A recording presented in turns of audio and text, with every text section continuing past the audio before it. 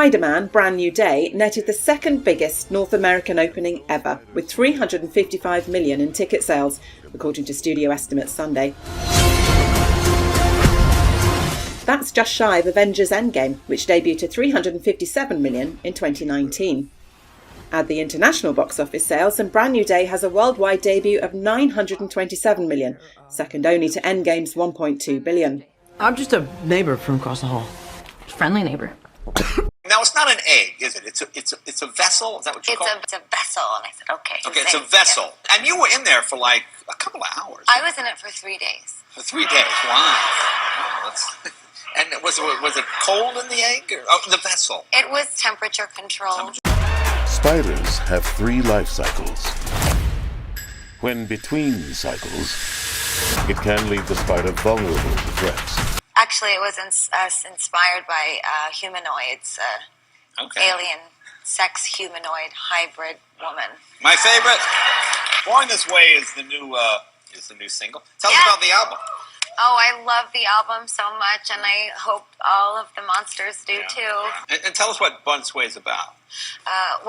Essentially, with the visuals and the music and all of the lyrics, it's about being able to know that when you were born, you weren't just born in that moment. You have your entire life to realize the person that you're potentially going to become, and whoever you choose to be was part of your destiny. Yeah. So I'm encouraging people to know that if in this moment you don't feel entirely happy or secure in who you are, or you feel bullied or disenfranchised, it's never too late to harness your confidence and your inner superstar and say, I was born this way. The performance we did last night at the Grammys was, and what we've been doing with the egg and the rebirth, it's meant to signify an artistic statement of birthing a new race, a race within the race of humanity. Yeah. Birthing a new race, a race within the race of humanity.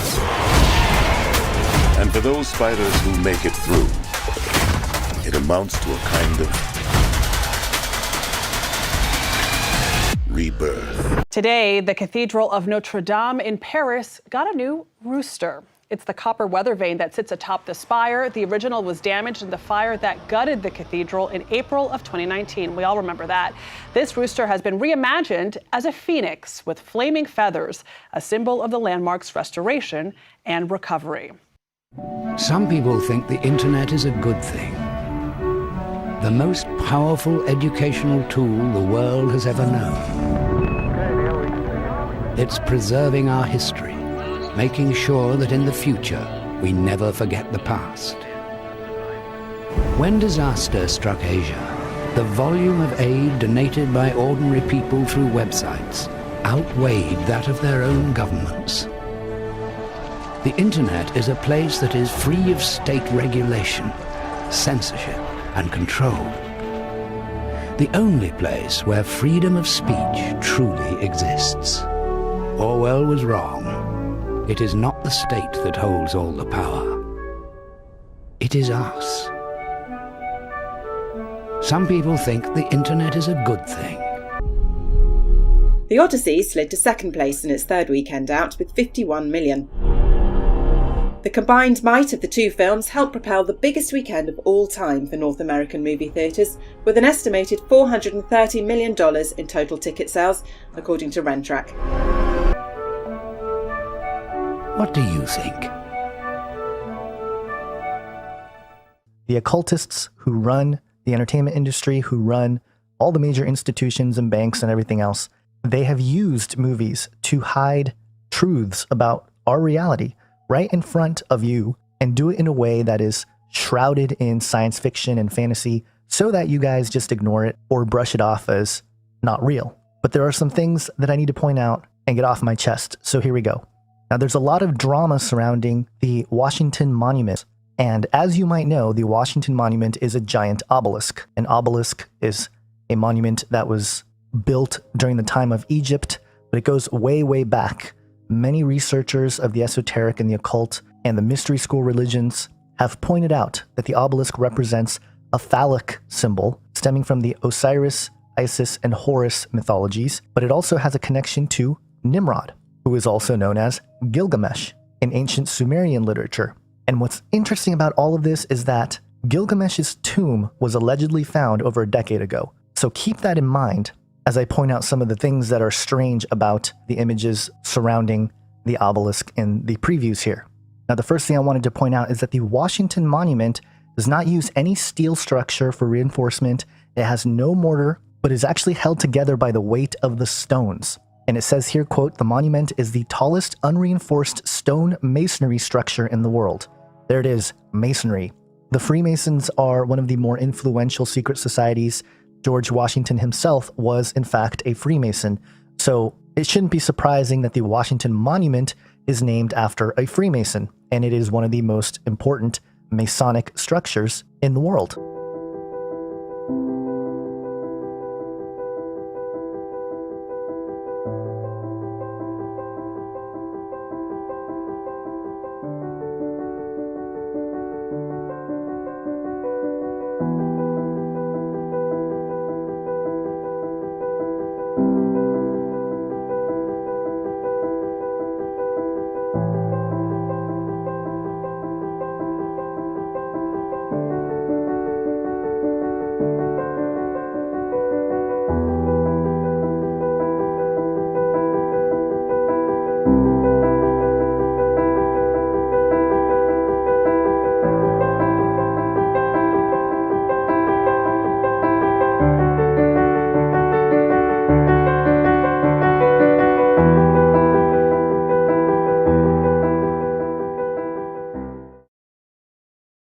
Heliopolis is the city of the sun, and in Heliopolis there was an enormous obelisk, and there were obelisks during that time of Egypt. This is pre-Christ. This is a time when there was a use of ritual, and there was a great philosophy as the person of God being in Pharaoh, and we had the sun worship. So we had these worship of these lesser gods, and it was done through ritual, and it was done through building altars and through sacrifice. So all the way to this day, we have obelisks still. Some were moved from Egypt. The main one in Egypt was moved to the Vatican in Rome. We, of course, have the one in Washington, D.C. There's a obelisk in the city of London. There's one in the Vatican City, and there's one in Washington, D.C. So we have the city of London, Vatican City, and Washington, D.C. that have a strategically placed obelisk. And this is the symbol of Baal. This is sun worship. There's a truth that we have to get deeper, because we never get free just by knowing truth. That's eating from the fruit of knowledge of good and evil. The London is known for finance. The Vatican is known for religion, not Jesus Christ, but religion, which is false church. And then Washington, D.C. is the head of military. This is on a global level. So globally, we see London, the head of finance, Vatican, head of religion, Washington, head of military. So this is what we have, these obelisks coming up, not only in these major cities, but we see them coming up now more and more in public parks and memorials. So when we have a memorial come up, this is a blood sacrifice. The memorial is always about who died, and it's blood that's been shed, and the desire for someone who's creating ritual, the Antichrist. But what's really interesting about the dimensions of the Washington Monument is that it is 555 feet tall. Now, there is a little discrepancy between the National Geodetic Survey and the National Park Service. They both measured it a little bit different. They were about a foot off, but on average, it's 555 feet tall. And why is it 555 feet tall? Well, if you take the number of feet, which is 555, and multiply it by the number of inches per foot, which is 12, you get 6,660, or 666. I don't think that was an accident. Now, again, there's a lot more that I can talk about with the obelisk itself, but that's not why I made this video. I wanted to talk about the scenes from the trailer of Spider-Man Homecoming. And the first thing that I wanted to point out was that it shows a scene where Spider-Man climbs up the obelisk. Now, Spider-Man is transhumanist by definition, but in this film, he has a suit that was made by Tony Stark to enhance all of his capabilities. And it's that nice combination of genetic enhancement and technological enhancement coming together to create a superhero. The many gadgets that are displayed in the film from the suit are actually more traditional in some regard in terms of the original Spider-Man story. Two that I wanted to point out. One is the detachable chest piece spider that turns into a drone, which is interesting. And then secondly, the GPS system, which interestingly enough shows the city contained inside of a dome. And beyond that, Spider-Man is shown as sort of a messianic figure, especially in the scene where the boat is ripping apart and he uses his web to hold the ship together. Now, again, having not seen the film, I don't know the plot exactly to why they go to the Washington Monument, but clearly it's a centerpiece, an important piece to the story. And from what I can gather, one of Spider-Man's friends is in the tower when it is attacked by the villain in the story, Vulture, played by Michael Keaton. And just a little quick background on the weapons and the technology that is displayed in this film. It's alien technology that was crashed or something that is recovered, and Tony Stark, as part of the government, was tasked to collect all of the alien artifacts, but Michael Keaton's character and his crew don't return a particular item that they found, and that becomes the technology to create the villain Vulture.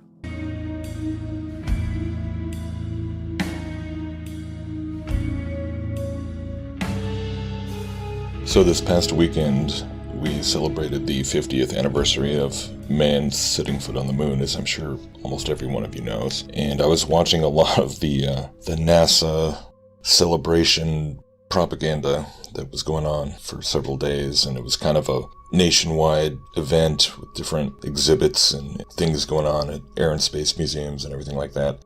Then the centerpiece, of course, was this Go for the Moon presentation in DC, which they played several times a night, 2 nights in a row. It's like this 25-minute production, which I've kind of been dumbstruck ever since I watched it the other day. Just absorbing the bizarre and yet, like, in-your-face exclamation point to so many things that just watching this, it's like I just kept watching it, like going, okay, this really is real. This, I mean, my goodness, this is an occult ritual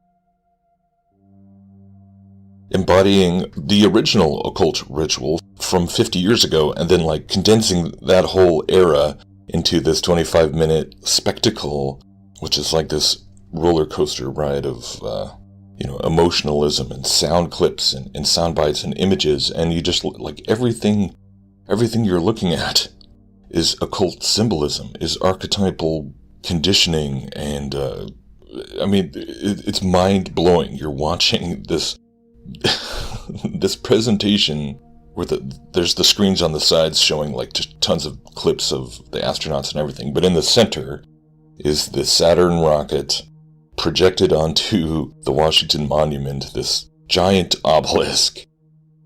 I mean, it so embodies exactly everything you see Kubrick really showing in 2001: A Space Odyssey with the obelisk. What all this represents. This whole picture of, it's all about transcendence.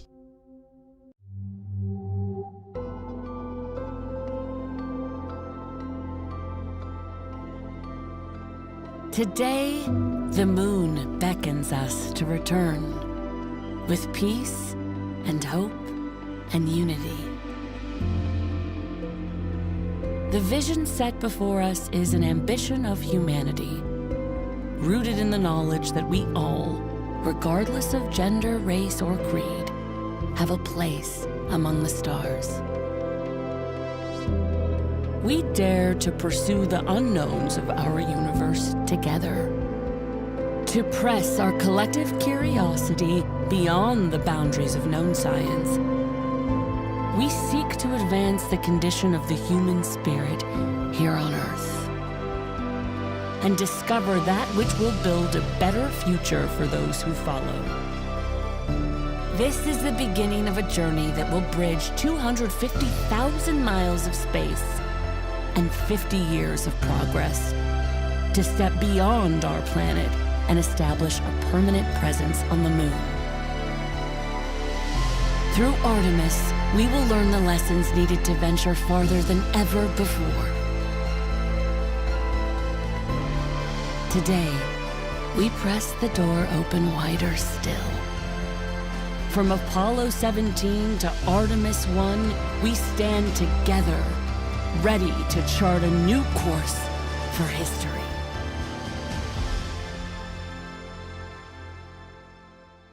I'm Tessa Thompson, and this is Artemis Ascending. Well, thank you very much. Tomorrow is a very big day because tomorrow will represent 50 years from the time we planted a beautiful American flag on the moon. Bohemian Grove, where the elite of the world go to do weird ritual sacrifices and whatnot.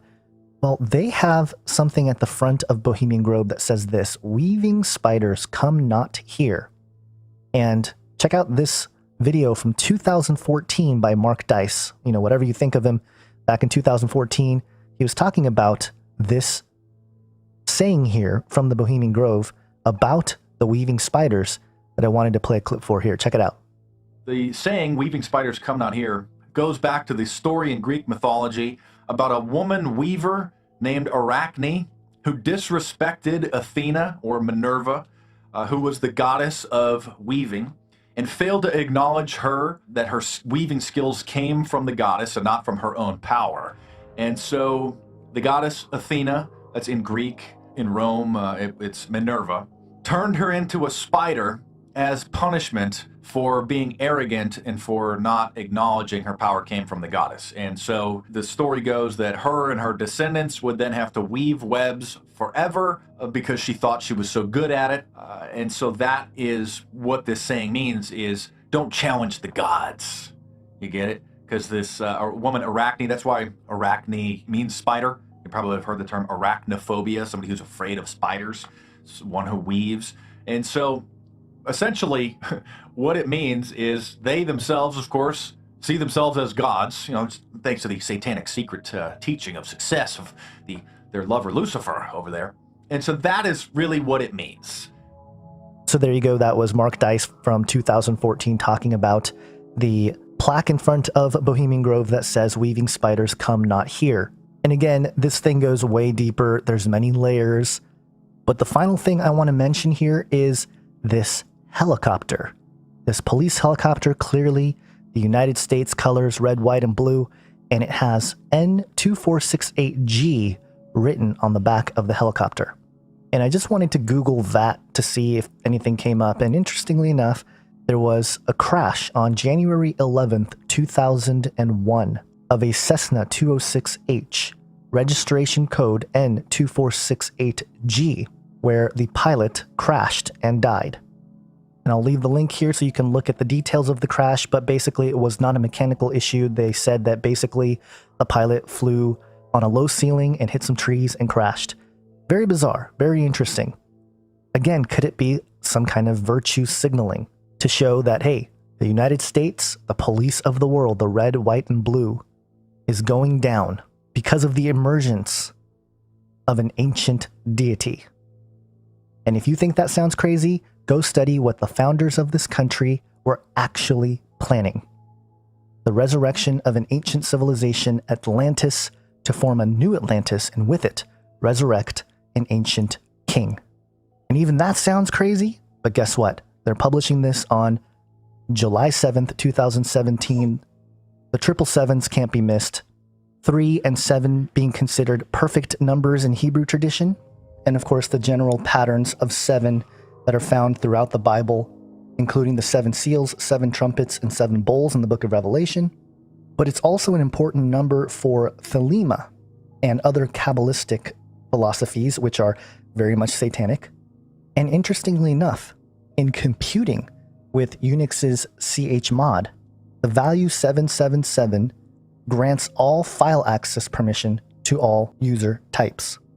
So with all these different things here, whether it be on purpose or by spiritual guidance, these folks are creating more and more proof in your face that there's a lot more going on than meets the eye than what you're being told in the news and what you're being told even in the alternative media.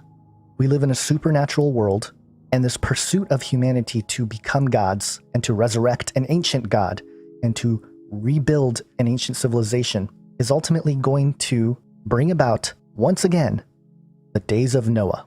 And just as Jesus said, as it were in the days of Noah, so shall it be in the coming of the Son of Man. NASA is preparing to launch a telescope that produces an image so wide, Christopher Nolan may want to shoot his next movie on it.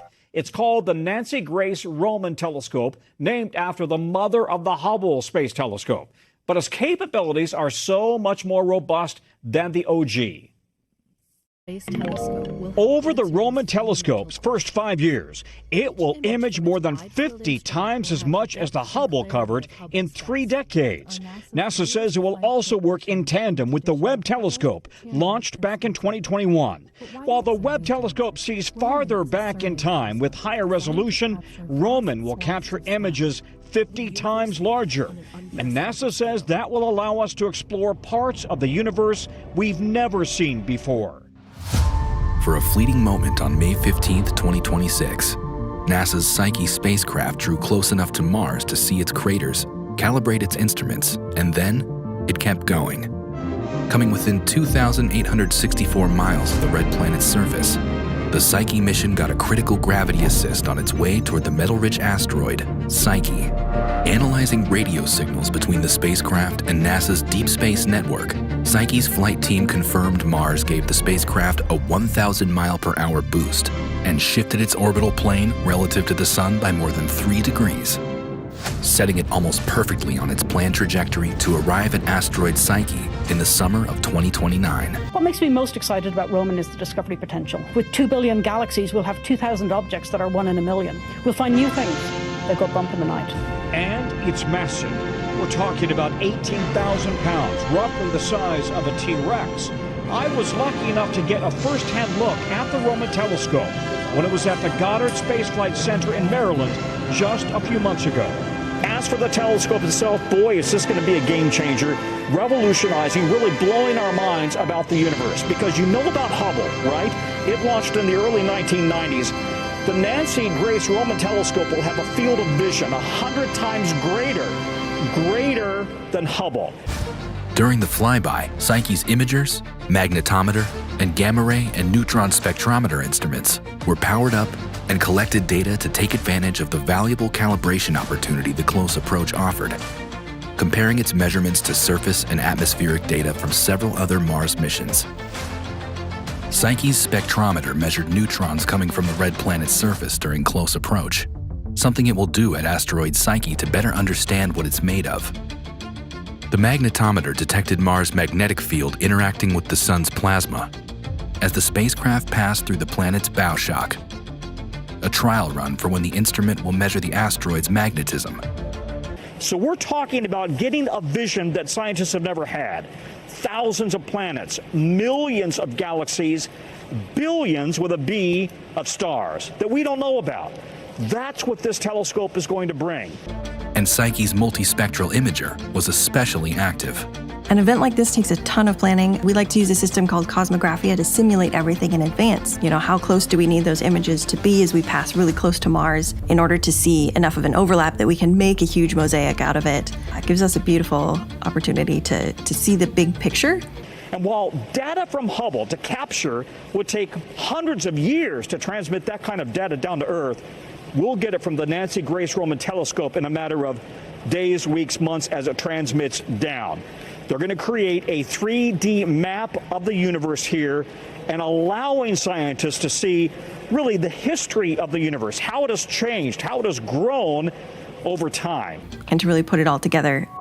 As a bonus, Psyche's multispectral imager captured Mars from a rare perspective, Coming in at such a high phase crescent, only 4% of Mars was illuminated, and with that we could see the atmosphere around it glowing. So you could see clouds on Mars. It was really quiet as the three of us just kind of sat back there looking at it. My favorite image is the one that looks like an eye, and I love how it starts with Mars as a really tiny little crescent, and then every day it gets slightly bigger and slightly bigger until we have 14 images stacked up. So it gives a nice perspective on the speed the spacecraft is traveling at.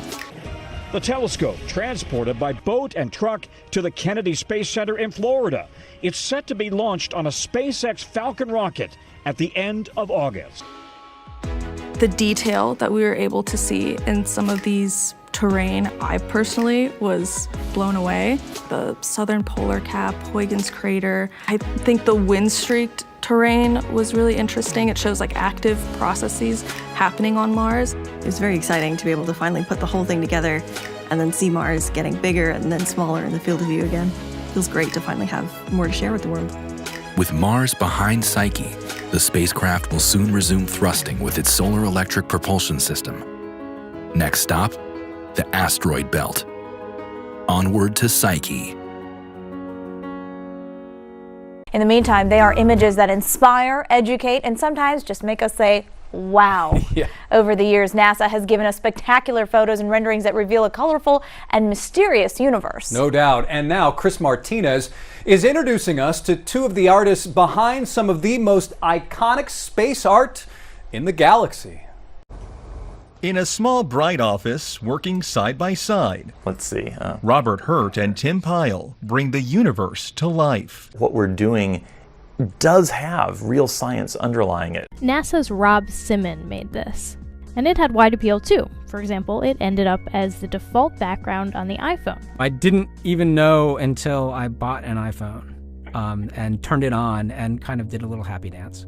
Simon's job is... It's primarily taking data and making pictures out of it. That's what this is, a composite of data sets from several different instruments translated into a picture. To us, the really cool thing was the data set. Up until that point, there was no realistic color map of the globe anywhere. So the land layer here comes from the moderate resolution imaging spectroradiometer aboard Terra. And the tricky part here was the weather. So we actually had to take clouds out. They stashed the clouds for later, went onto the ocean. That came from an instrument that measures phytoplankton in the sea. Where it was low, I colored it dark blue because they're low mostly in mid-oceans. And then where it was a little bit higher, it was like a little bit brighter green. Then add the clouds back in. There's a small problem with it because there's a very slight gap in between each orbit. So some of those are painted on. It is photoshopped, but it's has to be. Robert is an astrophysicist turned artist. Tim, once a Hollywood animator, is now a planet illustrator. Together, they produce some of NASA's most popular images, from renderings of how planets light years away could look, to actual photos of stars and galaxies captured by NASA's powerful telescopes. And this is sort of how it comes to me. And then many of those images have a dark, grainy start, but color and light reveal an astonishing glimpse of how the deepest regions of space might appear to the human eye. What I'm trying to do is show people sort of the broader colors that the universe has to offer. It's a delicate blend of imagination and data. The artists meet with NASA scientists over many drafts to ensure a planet or galaxy's look lines up with the research to make each one as accurate as possible. I love the challenge. It's kind of like a puzzle to me of trying to create something that looks really cool within the restrictions that were given by the scientists. It can take days, even weeks, to produce just a single image. The dazzling final results, enough to keep us all dreaming of the final frontier for years to come. Chris Martinez, CBS News, Pasadena, California. The artists also say they have to be especially careful when it comes to illustrations of other planets to avoid colors many of us would associate with Earth, like blue for water.